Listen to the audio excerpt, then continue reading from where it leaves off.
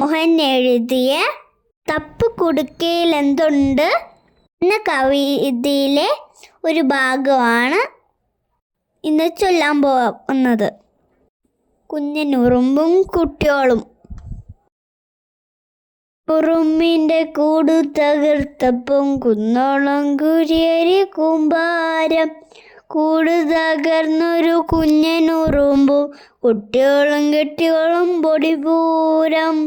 കൂടു തകർത്തവരാരെല്ലാം കൂടെ കുരിയരി ചിന്നിയവരാരെല്ലാം. കുഞ്ഞനുറുമ്പും കുട്ടിയോളും കെട്ടിയോളും എണ്ണിപ്പറഞ്ഞു കടിക്കുന്നു.